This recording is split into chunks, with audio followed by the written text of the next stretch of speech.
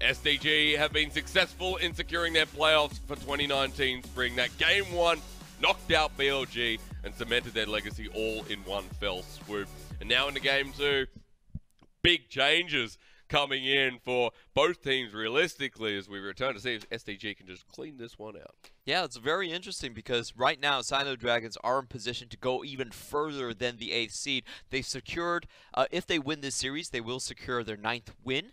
If they don't win this series, they're at least guaranteed 8th place. But if they do win it, then they can then challenge with game differential. They're currently sitting at +5, so they could potentially move up. If they have the same scoreline as, say, someone like EDG who's +6, that's actually very, very close, and it will come down to a lot of head-to-heads to decide if they can move further. Because remember, this team cannot go further than 5th because of RNG. RNG secured that every other team below them would be to that 5th to 8th margin. So moving in between, looking at seeding, 5th versus 8th, 6th versus 7th, that's what playoffs are going to look like in the first round. So most importantly there, you want to make sure you're not going up against a team potentially like, you know, EDG or RNG where they end up, or JD or the honestly, if you look at the roster, the teams that are playing from 5th to 8th right now, WE and EDG are the 2 teams you want to avoid. You want to put them on the same side, have them fight each other, at least eliminate one of them. JD Gaming is the one I'm going to be hunting for. Okay. If I have the choice, of course. You can't decide it, but if I had my pick, I would want to play JD Gaming. Clement's going to playoffs apparently. If Clement had his choice, no, that's very fair. That's to be underestimated. JD though, question mark with the LPL talent. However, in that game number 1, let's bring you back to reality because MVP has got to go to someone. I'm thinking Xiaopeng. Yeah? I'd definitely give it to Xiaopeng. There you go. Clement's right, ladies and gentlemen. Well done. I would have also given it to GALA with the way he just played that lane, but he just stomped over SMLZ, and Xiaopeng stomped over Weiwei. Yeah, the first 2 ganks were so well done. He got kills on both of them, and it was in the face of someone like Rek'Sai, who's supposed to have a lot of early game domination as well.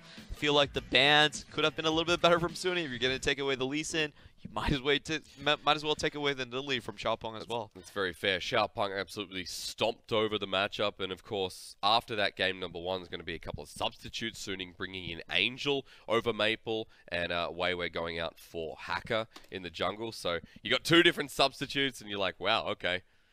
What's going to happen now with Suning? Well, the first thing, I think Hacker is going to have a little bit better communication with the rest of the team. I hope so. I feel like Weiwei has just been, he's had very good individual moments. He was actually very hyped up coming into the LPL. He reached Korean rank 4 for the spring split, so people had a lot of eyes glued onto him because this was someone that was like, oh, it might be the next big thing. But so far, the communication between him and his lanes has been a bit lacking. I feel like that game was not a very good showing of Weiwei. He did go in when the play is already, you know, unsalvageable. Well, I mean, he had individual moments there where we were like, well, that's not good whatsoever. Yeah, so very questionable play from Weiwei there. So I do think that the thing that they're going to try to improve on is the communication. At least have a protective bottom lane, because if you're running Biubiu, you're running Angel, these guys are not really going to win their lanes by themselves. They're not winning lanes whatsoever. You have to rely on the bot lane to get you carried. That's the reason that they've been playing with this roster. So at least have a better safety net around SMLZ. Big surprise to me that they're not running Xiao. I mean, Xiao is just such a good top laner in my opinion. For Suning, less of a story about them because their road seems like an exit here. With SDG, the way they played was clinical, clean. It was in full control. There was not a moment where I doubted them. But in this second game, will it still be the case considering for the first time ever we have a substitute from SDG? 10 weeks, 15 games, or 15 series, and we're down to Mark going out for Mitsuki. Yeah, so Mitsuki did play when they were in their LDL run. This is still a familiar combination, but Mark was actually the later one to come into the duo. He was had very good performances, and then stayed on throughout the entirety of the LPL so far. So we're gonna see if GALA and Mitsuki still have that synergy together from all the way in the LDL. Will we see something blossom out of that? What personally I want to see is GALA actually play a lane dominant style, because that's one big piece of the puzzle that we're missing for SinoDragons, especially if they're going to playoffs. You run into someone like an Uzi, and he just stomps you for 65 plus CS in lane. There's no way you actually get to play the game. If you run into iBoy, Uzi, Jackie Love after the way they've been playing in their last series in their lane, then you start coming up against a lot of issues. And that's what Suning tried to do in their last lane, but they were very unsuccessful. We see the Kai'Sa prioritized over everything. So while we want to see lane dominance, For SDG, they just have one plan in mind and they keep on executing it. We're going to see Mitsuki here. First debut game. Hello. Yeah. Oh, he knows we're talking about it. But yes, Yeah. that's right. Yes, yes. We're Like, I can't believe this is happening. Yay! Yay! He looks so happy. I feel good for rookies that come out on the first time. On potentially the last game of the split. It's still an important game. Game differential is still important. They have a very good shot of actually moving even further in the standings if they do take this down. If they get there, though, of course, Suning making a couple of roster changes themselves. SinoDragon as they get set up back on stage for this game number 2. Spirits are pretty high. I mean, getting told that you're in playoffs for your first run of the LPL is, you know, it's pretty enthralling. It's pretty impactful. It definitely is. So right now, Suning Gaming are standing at +6 in the game differential. They will overtake the loser of JD Gaming versus WE. So whoever loses that matchup will actually fall underneath SinoDragons. Okay. They're both at +3 right now, so they cannot overtake SinoDragons in the game differential. So we're looking at like a 7th here. Yes, like a 6th or 7th place okay. Standing for this team. However, the winner, because they will have 10 match wins, are guaranteed to still stay above SinoDragons. Which is actually really good. So this is a must win, because finishing off in 8th seed for SinoDragon is going to be rough. 6th or 7th, very idealistic here. As just taking a look at Suning, trying to disrupt the flow. Angel coming in over Maple, and game number 1 for Maple picks up the Orianna. Nothing happened there on that champion, to be blunt. And I want to see a bit more from Angel. We know he plays a lot of the LeBlanc, a lot of the Assassins, and has a similar champion pool to Maple, but it's going to be questionable how they play around this mid lane in game 2. And what we've seen from Angel is that he always goes for the teleport. Mid laners, Lissandra and Zoe are his big picks, and he actually plays the teleport Zoe as well, just to assist that bot lane. He played the Zoe very much like the way you would play a Lissandra, actually. Yeah. And he just constantly left his lane, didn't care about his solo killing potential or his pick potential. It was all about just keeping Smlz's lane afloat, and I expect that's exactly how they will play again this time. To game 2 we go. The flow already disrupted as SinoDragon entered playoffs. Now it's about securing seeding, and for Suning, playing against that SDG. Let's go again. You got the momentum on your side. We enter draft, and we already see the Morgana, Tahm Kench, a couple of supports banned out. In fact, all 4 supports banned out on the side, and a blue side Silas ban against Suning. This is a lot of respect for Mitsuki on his first game in the LPL. Imagine that. I understand these bans being layered against someone like Mark, as Mark actually has a close to 90% win rate on the Galio. You want to take that away from him, but doing that to a new support is they've definitely scouted out this guy, and they have very high expectations for him. Also, it expects to see a bottom lane that for SDG plays a similar style. Xiaopeng this time takes away the Rek'Sai, blue side first pick, but look at what's open. You said things like the Lissandra, the Zoe, which are both available for Angel. Yep, those are his 2 big picks. He wants to play something that's safe in lane, that's hard to be shut down. I think Lissandra has to be the go-to right here. It's very safe, even against the Rek'Sai coming in. And SwordArt's just going to go on to his favorite champion, the Thresh. Says that in our face-to-face interview, said, I love playing the Thresh because it's the support's best chance of getting man of the match. Yeah, that's right. He looked great on the Thresh in game 1, despite Suning's performance overall. Pretty accurate. And of course, here in the LPL, the Thresh has been a nice go-to when a lot of the Galios and the Alistars either taken away or banned away. With the Rise of Morgana, we don't see it too much anymore, but second game in a row here for Suning. And this would be interesting if we saw that. No, look what's open and available. You have your Sion, you've got 14 games on it. Let's make it number 15. I like the way SinoDragons are doing this draft. They're saying, you know what, let's have a control group and keep everything else the same, you know? We're just going to have the Sion on the top side. Mitsuki, it's your first game here. Just go with the flow. Let's run the system again and see if you're comfortable in it. I like the way SDG are building up, though. So if Mitsuki's going to be on this Braum, which of course he is, what gets paired with him? GALA still has the Kai'Sa open and available, but Suning might have to put some momentum towards banning that away in the second phase. And Hacker getting his Olaf is one of his best champions. Yep, the Olaf is very good in terms of map control. That's the way we've seen Hacker at his best when he was paired up against with Knight in 2018 spring. The team had the highest jungle control of any mid-jungle duo in the LPL, so I'm not surprised to see him on that. It's also a champion that's not really that afraid of the Rek'Sai. You can't really 1v1 him out, so great selection right there is going to allow them to play at least a very steady mid-jungle duo. It already looks like a better composition here from Suning, a bit more strategic and a bit more meta standard here in 9.5. And of course, if you want to keep towards that trend, you'd pick up something like the Kalista, which has now been banned away by SinoDragon. Smlz taking a cop to the face. Is Caitlyn still available? But I doubt we'll see that here again in game number 2 unless they want to try and rinse and repeat. I definitely think Suning's going to go for a hyper carry. I wouldn't even ban out the Kalista. I feel like it's fine. Because the way Suning is set up as a team right now, they need so much of their damage to come from Smlz. They don't get it from anyone else. So Kog'Maw's back in the meta. That could definitely be a thing that they go for. Kog'Maw was actually one of Smlz's best champions throughout 2018. I don't think he even lost a game on it throughout the entire split. You'd be right.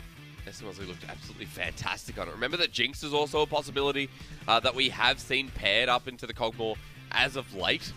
Still in 9.5, you expect to see that these combinations are going to be spicy, but no. Is Biubiu going to pick up the Irelia? This will be interesting to see. Huh. Now, that's a curious one. Oh, yeah. Look, SDG like, you know what? I'm not playing Kai'Sa this game. Forget it. I'm going to read your mind. You know what? Let's just take away the Kog'Maw. It's too much of an issue if Smlz gets his hands on it. Yep. And you know what does well into something in the mid lane that just finds itself on the roam? Well, a lane that continues pushing. And Cassiopeia, look at that win rate here in the LPL. Ooh, 60%. Icon, one of the big Cassiopeia players we have, and Twila would be second beneath that. So it's up to Suning now. Smlz could go for something crazy. This is a champion that actually counters Kog'Maw quite well. Please do it. Clement, please. It could be the last game of the LPL. Twitch first pick. Oh, yes. We saw our first Orianna of the LPL from Maple in game 1. Now in game 2, our first Twitch of the LPL. It's hyper carry season, baby. Yeah, that's a pick that does so well against Kog'Maw because you outrange the Kog'Maw. Max range for Kog'Maw on auto attack is 710, but for Twitch, it's 850. A lot of that range, you can just shoot him from where he's opening up with the Bio-Arcane Barrage. So that's a very good strategy. But on SinoDragon's side, they actually have a very good counter to that as well. The Braum actually takes away a ton of damage coming out from the spray and pray penetration on your team. So it's really a matchup between the positioning from Smlz, where he's going to be opening up on, and the positioning between Mitsuki. So very big task on the shoulders of this rookie. Also, for SwordArT, who played such a good Game 1 Thresh, it is up to him once again to disposition the bottom lane of SDG. But again, the composition comes into fruition. We've got our front line, our shield, and we've got our sword in the Kog'Maw. And you add Twila into the spice rack as well. A lot of corky games, a lot of potential opening up for this mid laner. The Cassiopeia adds to that as well. There is so much about SDG that I can get excited for. There is so much about SDG that I'm getting ready for in playoffs. And this is just kind of the tip of the iceberg that I expect to see as we head towards the BO5s. Yeah, and this matchup is so important for SinoDragons and their placements as well. They're currently going to be 6th or 7th. If they win a clean 2-0, then they will actually overtake EDG and be the 6th place team. They will have side selection against them. But if they fail, they will actually drop to 7th. EDG will carry on with the side selection. And you definitely want side selection. Those 3 games are crucial in the BO5s. It comes down to this with Twitch versus Kog'Maw. Clement, I don't know what season I'm in, but I'm so glad we're back to hyper carries, because if we go to those 40 minutes, this game 2 is going to explode.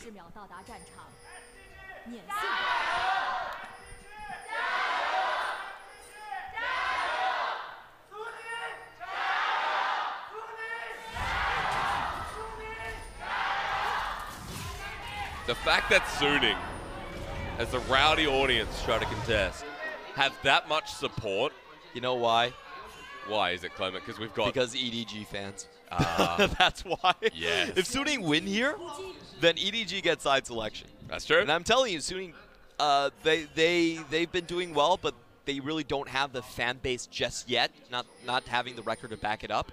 So I'm guessing a lot of those are EDG fans. Well, this is going to be a very important game, so we're going to start with Keystones as we usually do. It's Predator back on the Olaf with Conqueror into the Rek'Sai, but most of all, even though I want to talk about Comet Cassiopeia a little bit, I want to look at the AD carries here. That'll be our main point of focus. Lethal tempo for the late game and press the attack from SMLZ. Yeah, so the most important thing for GALA is that he's bringing very defensive runes. If you look at his summoners, it's going to be Cleanse. Hang on, Clement, hang on, Angel.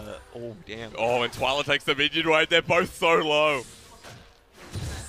Sorry, I think you can continue on now. Okay. I was just looking at that as well. Very close fight from both of these guys. And so GALA's definitely looking to go into the later portions of the game. Lethal Tempo is more preferable over Hail of Blades that we've been seeing on the Kog'Maw quite a bit as well. Hacker's actually going to get knocked up here. He's low from his clear. Clement, I'm sorry, they just keep cutting you off. Xiaopeng runs out of fury and Hacker just backs away. Level 2 from both junglers. Yeah, very good find right there. SinoDragons did have a good level 1 ward onto the red buff, so they were able to detect Olaf's pathing. That's going to be Scuttlecrab over to SinoDragons. Yeah, I love the Twitch runes here from SMLZ. He's opted in for the overheal, of course. You find yourself with a bit of attack speed there from the Legends.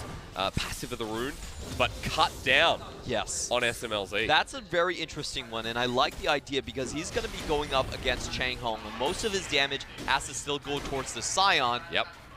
Hacker doesn't have the undertow, so he should be knocked up. Xiaopeng is so oppressive here in the jungle. Conqueror is going to get procced here as well. Hacker is low, takes a Prey Seeker on his way out, and might just have to give up Raptors as Angel's at half health too.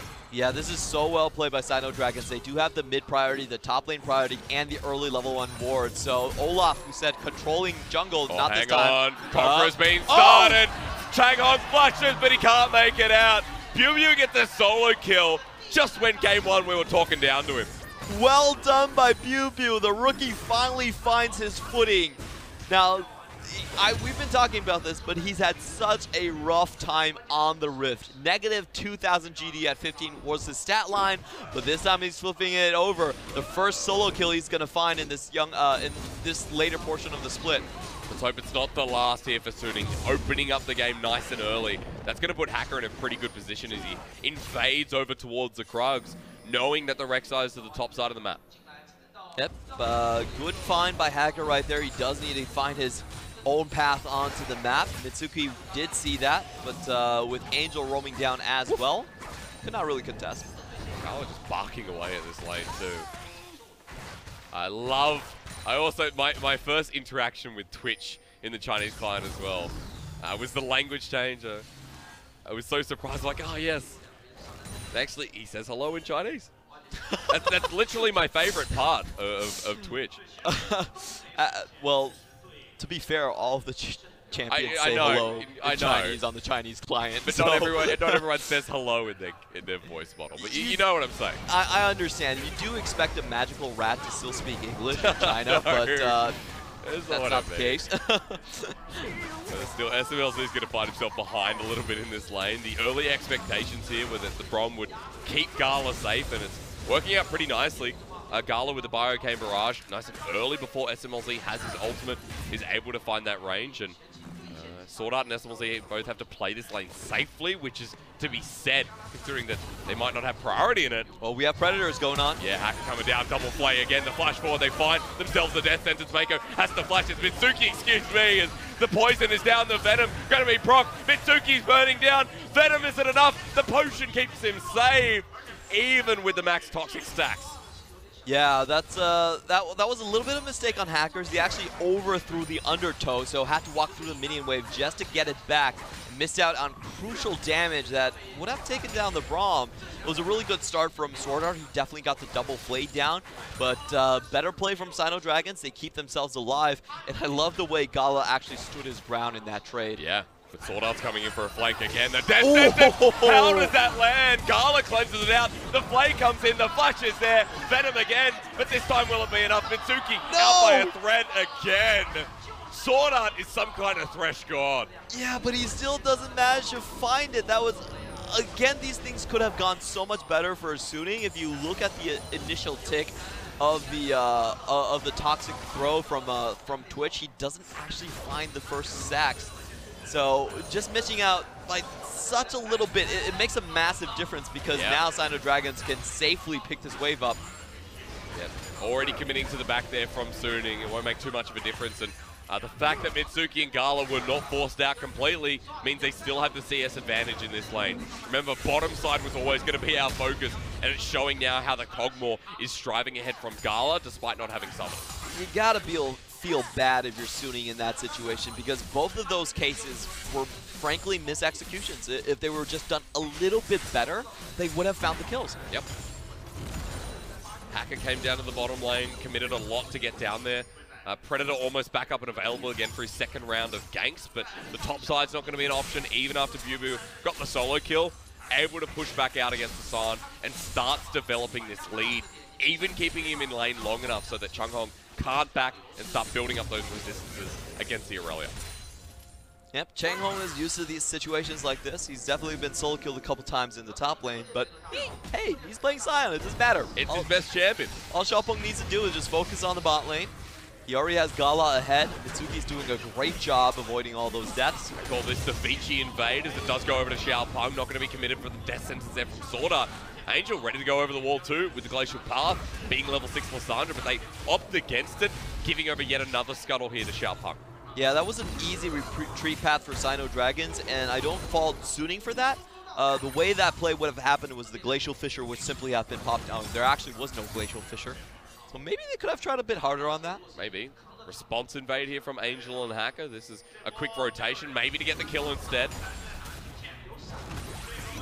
There's a Vanguard's edge onto Changhong. In comes the Glacial Path, locks him down, can't do it anyway, but the damage is enough. Angel underneath turret, gets locked on down. Angel super low. In comes the Cassiopeia, has Petrifying Gaze. Twila slithering his way in. Fine attack with his movement speed boost. Comes on in, the miasma's there. Petrifying Gaze gets the slow. They turn on him. Biubiu has no matter, but Twila's still free hitting onto Angel next, but he gets hammered down. A 1-for-1 trade is the better here for Suning. Yeah, definitely not worth it for Twila right here, but they do get a Mountain Drake on the backside of that as well to go. So it's a 2-for-1 trade for Suning, but an objective over to SinoDragons. Mountain Dragon, again, let's see what comes up next. Xiaopeng will be able to outlive this one as well. Smite comes down.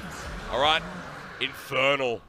Ooh, the way this bottom lane's going, this makes perfect sense. Twitch versus Kog'Maw, Infernal, and a Mountain Dragon to start us here for Game 2.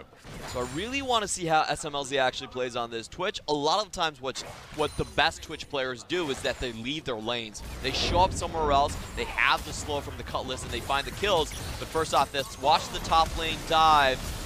Changhong nearly got something out of it. Very good.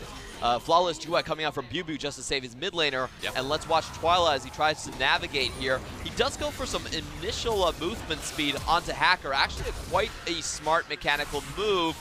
But unfortunately from him, the rest of the members from Suning were able to just catch up there. He doesn't actually get any stuns with the Petrifying Gaze. The damage comes out just a little bit slow, and they are able to trade a 3-for-1 back. Biubiu actually playing so much better in this game too as well. Even though he goes down there, holds enough time for Angel to get the transition kill. So Suning, small lead, only by about 200 gold, and I mean really small at this early game when they've been finding the kills. It's been up to these individual lanes, like the mid lane, the bottom lane down there for GALA as well, that are finding the CS advantage and keeping the gold at an even mark. Add the Mountain Drake in there too, and you set up nicely for the next one to come. Yep. Both of these teams, I feel like, are playing a much more steady game this time around, especially on Suning's end. Hello. Great timing from our observer onto Xiaopeng. Here comes the Shark up into the top lane climate. Biubiu going to lock down with the Vanguard's edge. Xiaopeng jumps in anyway. Remember, no disarm as we get the changes over. Xiaopeng ults back in, trying to make the escape as he flashes as well. Angel teleported in. The Glacial Path is there. Angel doesn't have flash to commit with the Frozen Tomb. That's a lot from Angel because he's just going to lose plating in the mid lane. He might even lose the turret. He's not going to lose the entire thing, but I think 2 turret plating definitely is going to be on the menu here. Xiaopeng could try and stop Biubiu. He will. Here comes Umbaro. There's a lot of damage from the Rek'Sai early. The bite to take him down for his first kill. Yeah, the ferocious bite coming out to finish off his life. Good, well done by the Rek'Sai. That was a blind spot from the warding, but he still had the correct prediction. turret is still standing. You're absolutely right, Clever. I jumped the gun, but I saw a big rotation there from the bottom lane, and just showing how controlled GALA and Mitsuki are of their lane, and how much that SDG have been prioritizing on this bottom wave. Look at where Twila is. Yeah, get out of there. You never expect the Snake Lady to actually come in for the gank. Interesting roam there. Yeah. Take a look at the top lane. How does he actually find the Irelia there? Oh, he spots him with the scanner. You get lensed on your way out as well. You know that there's a Rek'Sai there. Oh, that was so smart from Xiaopeng. And just look at the amount of damage. The Irelia's 2 levels up on him, but it doesn't matter. Showing you why Rek'Sai's been prioritized. These early games are almost unmatched at this point as well. How we've transitioned away from the Olaf, which Hacker had been playing so much of. Still Hacker in a pretty good position as Changhong might just, drop the ward, finds the jungler in the top side of the map. This will open up the bottom side here for Xiaopeng. Look at where the Twitch and Thresh are. The wave at a pretty good standpoint for Xiaopeng to gank. It's such a weird time to be alive as you see Biubiu stepping in over Xiao and still playing towards the top side. Yeah. Twila, is this ward worth it? Well, Predator's going to tell us exactly that. Petrifying Gaze is available. Here comes Ragnarok. He uses it, but Angel doesn't get hit. The Glacial Path as well. Cassiopeia down as Changhong joins the fight, but with the Vanguard's edge down with the flawless duet. Changhong now getting super low. Conqueror's proc. An attacker who undertows him down. 2 quick kills for Suning and big mistakes by SinoDragon. Yeah, cool guys don't look at Medusas as Angel is able to sidestep away from the Petrifying Gaze. That was all the difference made. He's able to close in with the Glacial Path and the Ring of Frost to secure that kill. Very well played. 2-0 to Suning. It's a chain effect. This leads to Rift Herald. This could lead to the Infernal Dragon. Perfect timing here for Suning. And coming back to the core playstyle of Hacker, how his jungle is to be feared in this early portion of the game. He's behind 27 CS, make it 30 at 13 minutes in, but with the Rift Herald, we'll be able to bring some of that gold back here for Suning as they take their first dominant lead. Yep. EDG fans rejoice at this point. Just a small reminder, but if Suning actually do take this one down, then even if SinoDragons win the set, they will not take the placing over EDG because EDG still hold the head-to-head. Yep. It's all about setting game selection there as well for the highest seed in the matchup. 5th versus 8th, 6th versus 7th. Well, SinoDragon with this win, enabling themselves to get 6th as the Death Sentence comes out again. But Xiaopeng just stealing away this blue buff for a second time. Angel has not been given resources, and that invades, nets the Infernal Dragon. Yeah, and Kog'Maw having a relatively easy time in lane. Nothing really happening on the bottom side of the map as Suning find most of their action with Biubiu.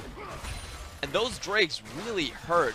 I mean, if you think about the damage that Kog'Maw is going to have, plus an Infernal and Mountain Drake, SinoDragons could start making plays around the Baron fairly early on. So Suning need to make sure they don't lose any control onto the top side. SinoDragons are a very good team at using those small windows when they find picks to instantly snowball into a Baron. We've seen a lot of games where they win just off that single play. Suning have to be on high alert.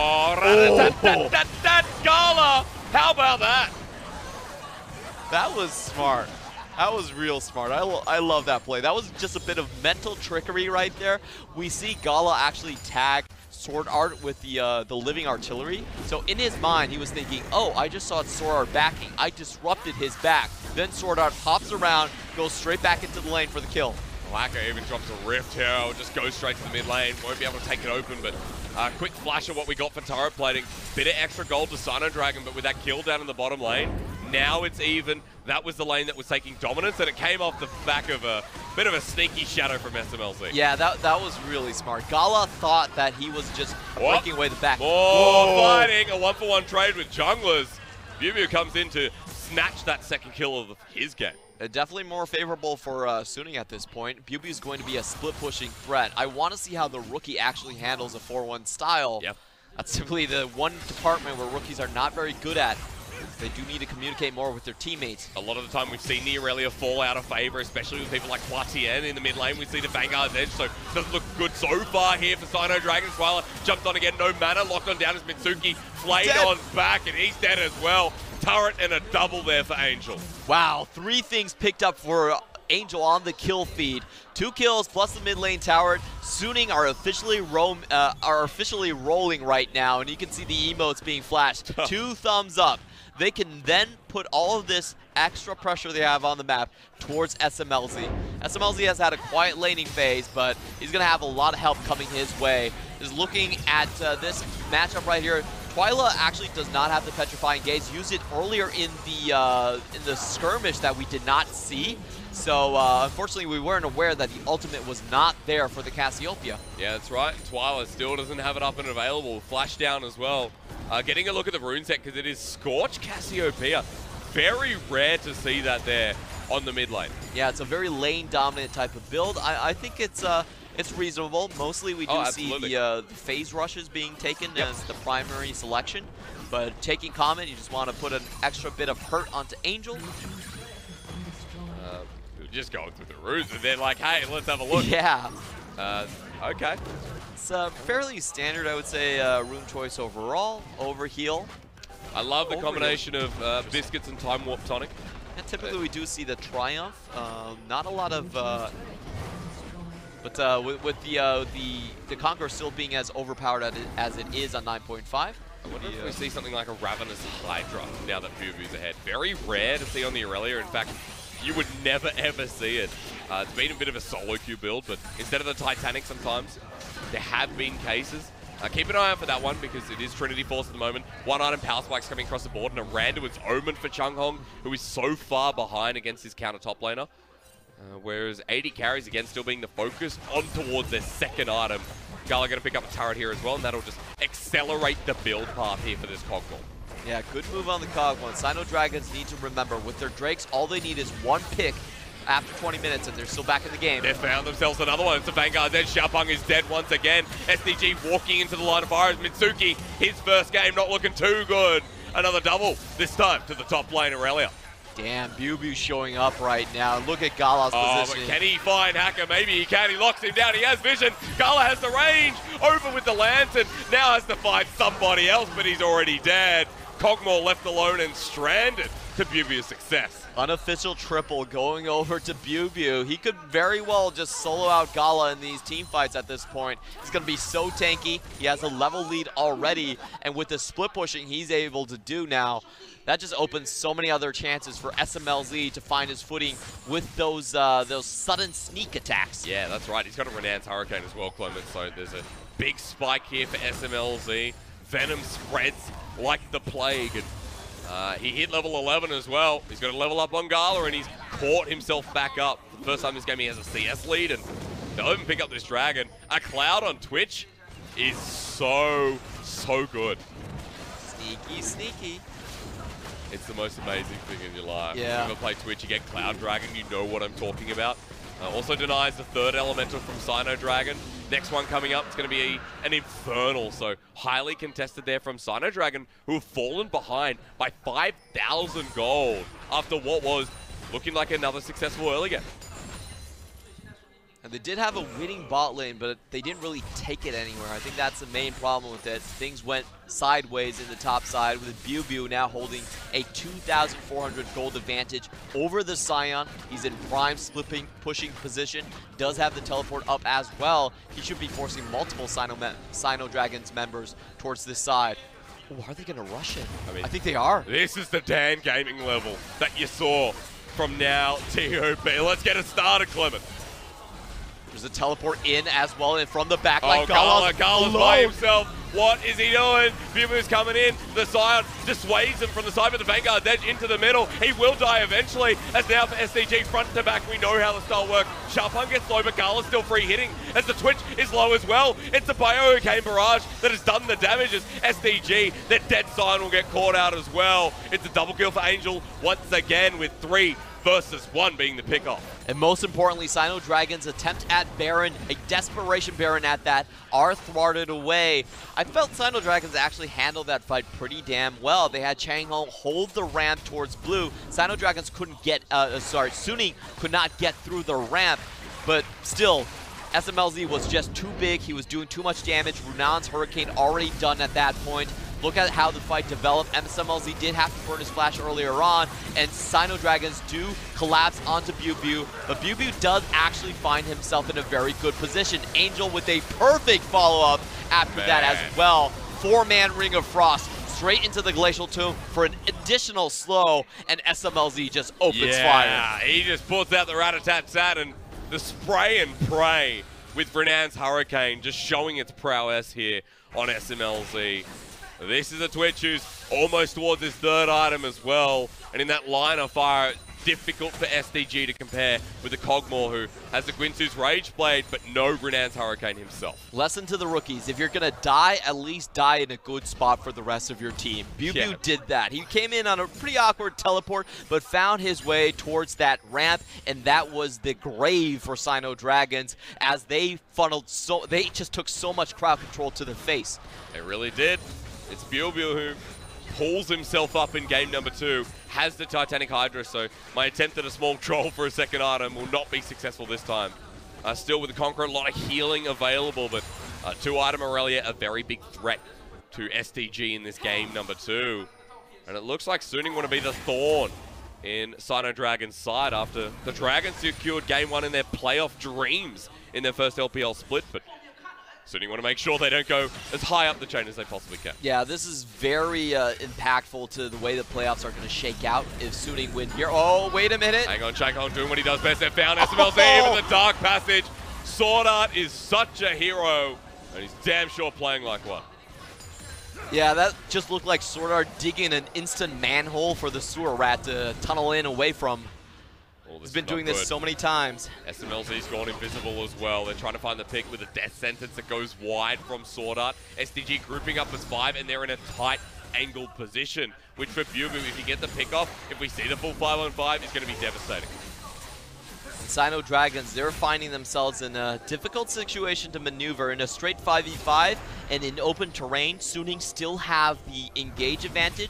They should be able to choose when and where they want to start the fights, and they also outrange SinoDragons as well. Oh, Xiaopeng is caught out. The Rek'Sai in a bad position. The Glacial Fissure stops nothing as Biubiu wants to follow up again. Kill over to Angel, number 7 of the game. To Lissandra going forward for Suning. And just finishing up my point, if Suning do win this game, then EDG, no matter what, they will finish over SinoDragons. So that's very important for the playoffs. SinoDragons right here, they are playing for their lives. Well, now they're going to have to really fight for it as GALA still free hitting, but Mitsuki tries to get out. The Vanguard there to slow them down. Hacker in first, but here comes the Twitch. Rat-a-tat-tat-tat! Twila at half health, burnt down with the Venom. GALA is still alive, but now for Suning, they're dangerously low. Can Changhong get in, or can GALA get the damage off with the Decimating Smash in? He's still tanky enough. GALA free hitting. The Observer's even that tilted. He doesn't know what's going on as GALA finds one.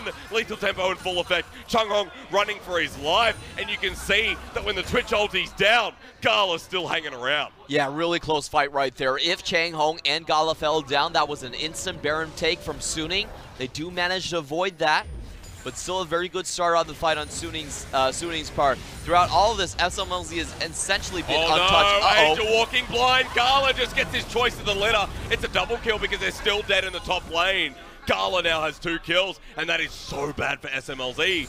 But if he can find the pick, everything changes. Can he actually find it? He's looking for the hook. If that landed, Changhong should have fallen down. This is going to be the second Infernal. And SDG, they get 2 big picks off the back of a fight that looked devastating for them. Double Infernal, there is a triple on the cards. Just what SDG need to bring themselves back in this game. Yeah, just taking a look at that fight. Great work by GALA and Twila here. Really bringing a lot of room for the Kog'Maw to get his damage off. You see the spray and pray used early, but not able to finish off GALA. GALA gets a lot more salvos off. And even though they lose Twila and Braum in the meantime, they're still able to keep the rest of their members alive. And this was so close. A couple more living artilleries, and we could have been looking at a cleanup the other way. Yeah, it's Changhong, remember, sword and shield. You explained it so well, Clement. The shield is protecting GALA, and that sword is getting sharper by the second. 3 items on this Kog'Maw. And of course, we look at a Cassiopeia and we say Twila's getting to that point as well, but this game is not about the mid laners, although Angel is making a strong case. It has been about how SMLZ is influencing the team fights too. GALA's a level behind, but you look at the Infinity Edge now completed for SMLZ, and that's going to hurt a lot more. Yeah, I think what I got out of that team fight is if SinoDragons are still in position for the front to back, they still have a very good shot of just taking over the team fight. Yep. They might be outranged, but the way they're playing, their entire composition does have a better front line. They can play around it, they can dance around it, they can kite a little bit better than Suning's composition, and with their synergy and their experience throughout the entire split, they could still very well take that 5v5. This ward is saving their game for them.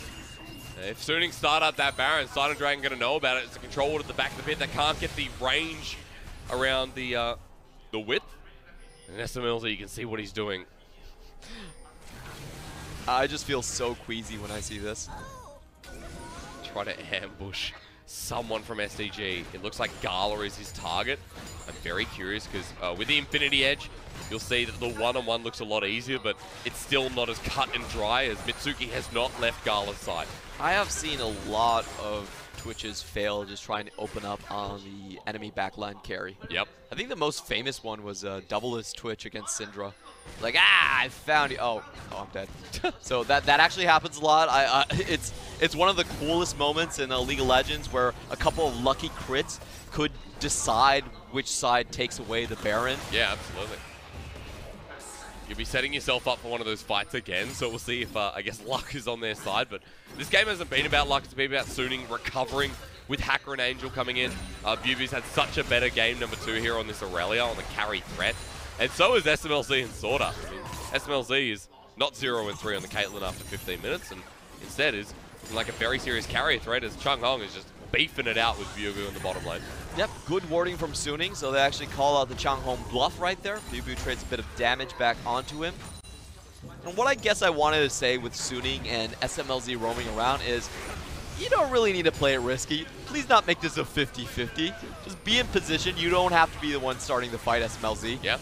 I mean, you're in a choke right now, and not everyone's there. As Biubiu gets engaged on by Xiaopeng, they flash forward, unburrow. Everyone from SDG are climbing in. Ultimate there on the Biubiu. Vanguard's edge, but he's going to die on first. Look at where GALA is. As Angel comes in, the hero play from the mid laner. GALA still at half health, however, jumps back in. Golden from Angel. The Twitch has a direct line of fire. The glacial path back on in. GALA still alive, however. The Kog'Maw turns it back around, and Twila finds a kill. As Suning have 3 players left as Changhong faces towards SMLZ. Twila, GALA still alive to turn the fight. Yeah, that was amazing from both teams right there. Angel getting the 3-man freeze there with the frozen ring, with the Ring of Frost, but unfortunately Changhong and Xiaopeng were able to come back into the team fight, stop SMLZ's damage, and GALA trades a lot of it back. Oh, he's by himself. GALA might turn it on to Hacker. What? The Kog'Maw flashes. He finds one. He looks for SwordArT the second. Is he gonna get 3? Finds 2. Finds 3. SwordArT, run for your life. Do the do-si-do. But all the way you go.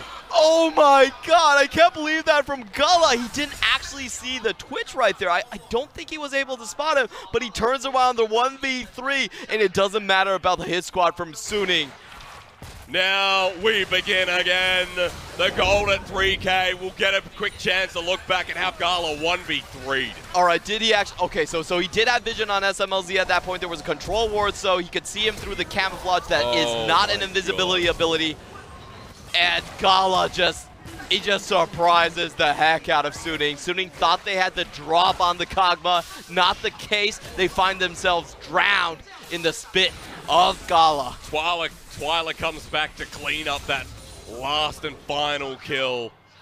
The Kog'Maw has a BF sword now as well. We're building up to what looks like a GA or an Infinity Edge with stopwatch in hand. And Angel's here for the flank. Xiaopeng, Changhong have to be careful, the glacial path, but there's too many members to contend with. Suning cannot give up this Infernal Drake. Triple Infernal with the Kog'Maw. That's going to spell the doom of them, so they're going to start early. Xiaopeng sitting over the side looking for the invade. Control ward's down. He's going to go in. You know he is, but he can't. Plays it safe. Infernal first and the one of the game for Suning goes over, but mid lane turret with a Baron buff now going to be contested. I should say the damage dealing potential is still on Suning's side. If you look at the items from SMLZ, he does have the lead in that regard. So if Suning find a very good position, if they can find a lucky hook, they should still be able to win the team fight. Find Hacker, who's been caught out at half health. Twila's coming in, has the flash available, but SwordArT saves the day once again. Super tense situations. Honestly, the gold lead should be, the effective gold lead should be in favor of SDG at this point, with that extra Infernal Drake on the way. Well, it will be now. They've taken down the inner turret, and SDG, there is nothing that this composition can't do. Sion's hit 2 items, and although so far behind, Changhong's playing his best champion, and is such a disruptor to these fights. They're going to go to the bottom side and just keep the momentum going. Hang on, Vanguard's edge onto Xiaopeng, but Changhong's been caught out. Changhong might die here as well. Has to ulti, he's made his grand escape. No one can jump in front of him. A big pick-off, and you're lucky that there's no Baron or Elder up. Yeah, Biubiu with just so much damage and the extra burst coming from the Titanic Hydra, able to snipe down Xiaopeng before he even reacts to that, and that does stop SinoDragon's push and should take away the majority of their Baron power, Baron buff as well. Yeah. Baron going to expire in 1 minute 20. You can see on the top right of your screen. They got a good push out of it, but were unable to break the base. So everything just goes back to dead even. We will see, because there should be one last push available for SDG. Elder's coming up next, though. And this is when you start fearing, because for SinoDragon, double Infernal, 1 Mountain Elder is something, if you give away, could be the end of Suning here for the split. Such a powerful string of objectives for SinoDragons, and this team fight, GALA finally has his Infinity Edge complete. 50% crit. He's going to decimate the members of Suning. Suning really need to finish the Kog'Maw off before the fight goes on too late. Let's see how they do it. They have the flank set up. Look at the wards on the right side of the map and even on the left side as well. They have so many avenues into this team fight. You can see that SinoDragon walking towards that path, and it's towards the Baron path, which they're playing very safe towards. Not leaving anyone in the side lane. Changhong has constantly grouped up with this team. Ultimate available. GALA showing in the mid lane. It begins. The unstoppable onslaught trying to curve around. Oh, does he still get it? He finds it! How does he curve around? It's Tokyo Drift in Shanghai, baby! SwordArT gets locked down. One last hit. The barrage flies from the skies. You gotta be kidding me. He actually made it through the pathway? We should send him to North America to join on the Rift Drift. Yeah. Like, I think Changhong was gonna win that. The Sion Speedway, Clement. Changhong looks like he's taken first, and SinoDragon want a place above EDG. This is how they do it. They're heading for the inhibitor turret next. Still a lot of seconds on SwordArT. 20 still left, so Suning's going to have to give up this inhibitor. He's coming in for the flank. Miasma denies him, though, and the flawless Shuei can't fight it. They turn. GALA's free hitting. It's the Olaf down. Smlz has the rat-a-tat-tat, but when will he use it? Because the inhibitor dropping here. Suning are getting pushed for the win.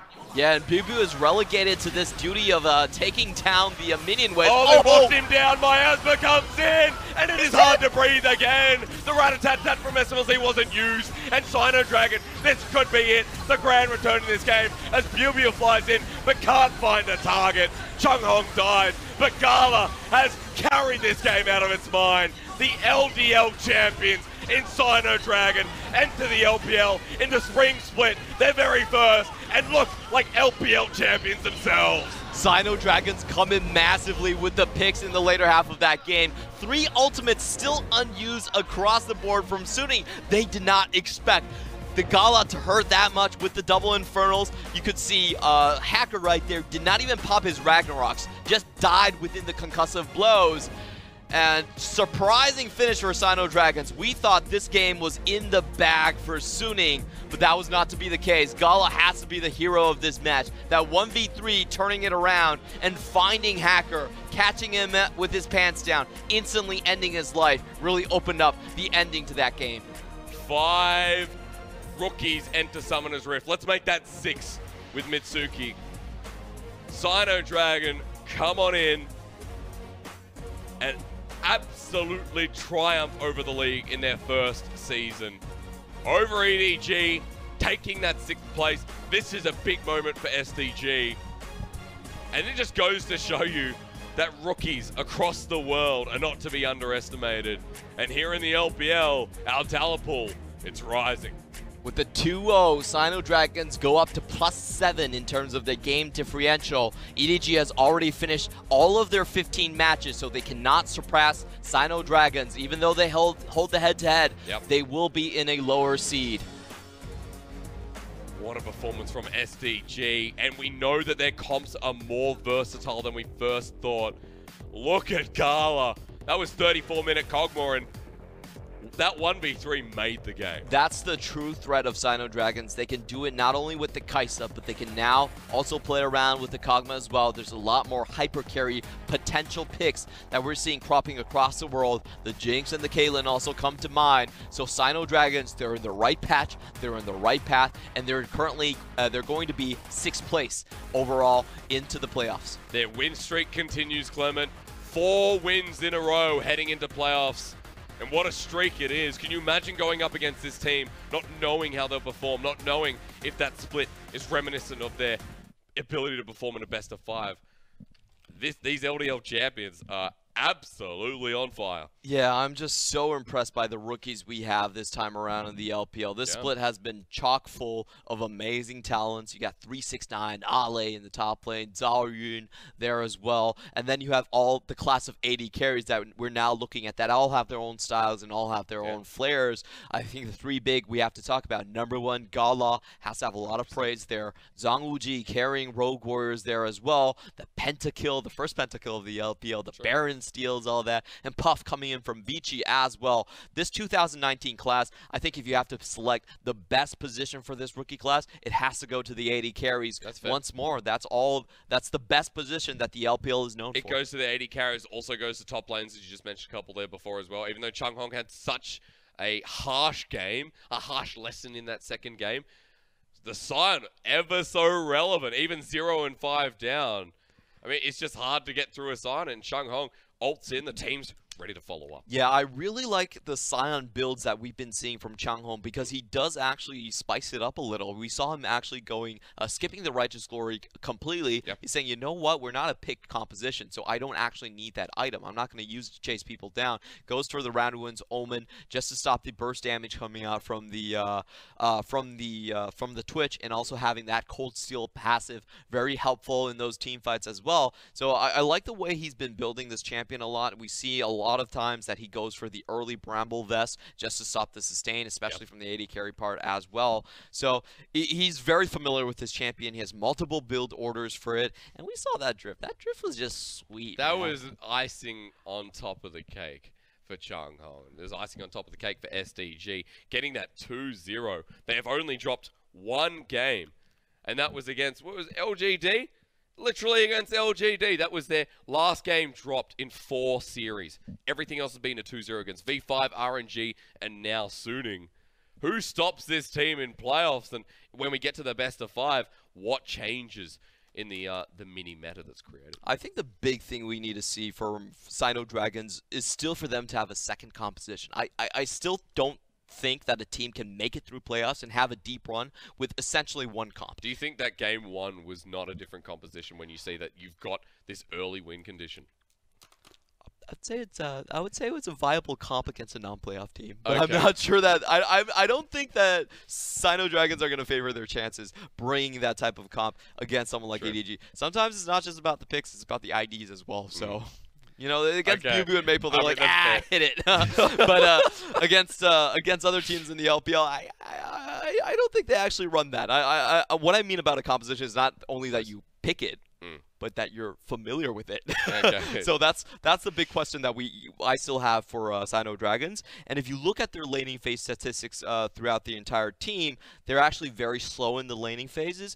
And the big question is, you have to have one side to play on the map. I think that's the most important thing. You look at a team like RNG, if they get a foothold on one side of the map, they will snowball the hell out of it. And if you cannot trade back on the top side, then you're just done. The way IG has been playing RNG is they're saying, you know what, Jackie, sorry, you're on an island. You can go 0-5, 0-4. We'll go somewhere else. We'll just win it on the top side, and we'll be even. We'll call it even after that. I don't think SinoDragons actually have that potential. If they lose out on the bot side, I don't see how they get that. I mean, they've got about a week or less than a week to start preparing themselves for these BO5s, a change in format, an adjustment that needs to be made here for SDG. But you cannot deny that the hot streak that set them up makes you think that they can go further than we've ever expected. Definitely, and I have a small prediction. I think it's an easy one. What, they win Worlds? They win MSI. They win World. You're like one of those LGD fans. LGD, Logan. No, I wouldn't go as far as win World, but I will say that I think Sion's going to be taken away from them. I think Changhong is a monster on that champion. It's his best champion by far, and it makes no sense. 15 games versus 4 in gameplay. His second most played. If you take that champion away from him, you take away the shield in the sword and shield competition. True. They don't have a front line that is as good as Sion right now. Maokai we've seen. Ornn might be coming back, but I think Ornn's actually quite questionable in lane. Okay. Maokai is much slower. Very slow. Yeah, the nature's grass. It's like a tsunami, but you can see it coming from a mile away. I mean, you can see a tidal wave coming from a mile away as well. You can't do anything about it. True, but I don't really like the Maokai as much, I would say, and I think if that's just taken away from him, you force like a vertical jungle early and just hard camp GALA. I think that's the way you defeat them. Yep. And the way the reason I'm saying this is because we have multiple teams in the LPL that specialize in vertical jungling and just splitting up the map. If you look at RNG, if you look at what EDG do, it's all about bot side dominance. So if they run into those two teams, my question is, how do you play then? Now we have seen their set where they 2-0'd RNG, but that was a water testing moment for RNG. That was a heat check by RNG because Very RNG gave away the entire comp. They're like, here's your Sion, Changhong. Here's your Kaisa, GALA. Let's see how good you are. It's like, oh, you're too good. Twila gets Corking like, oh, well, that's a good pick. Yeah. RNG, like, there's a lot of questions as to how they'll actually perform in playoffs. And if we go SDG versus RNG, I know that's going to be an explosive fest and a good rematch. But in that last game there for SDG to cement off their split, they're done. They've already made playoffs. They've secured themselves on the 6th seed. And this is a moment for the rookies as GALA picks up MVP. So well-deserved in that final series. Yeah, and taking the Kog'Maw in front of Smlz was ballsy as well. The best champion that Smlz has been known for. The young rookie steps into his lane and just says, you know what, I'm leading it from now on. 37% of the team's damage, 76% kill participation. He played a very safe build, brought the cleanse early on, avoided all of those early ganks that we threw there, and just watch this play. Smlz definitely knows he's spotted there, but he still walks in and says, hey, maybe we can finish. I have the heal, but he's being way too optimistic at that point. The Death Sense even pulls GALA a little bit closer, and with Twila's help, he's able to finish off. This was it. That was when you know someone's playing alpha, and that was the alpha versus 3 betas from Suni. Not sure if I support that. I absolutely agree with that. Metaphor, so Smlz was, it was trying to be abusive in that lane. He was trying to get the better. Of course, Kog'Maw was fine at some point, but Smlz got ahead, and the Twitch matchup looked pretty good in the mid game. Yeah, there was just a slight bit of mis-executions, and we do point that out because, in theory, I felt like Suni did have the better play, but they just did not make it.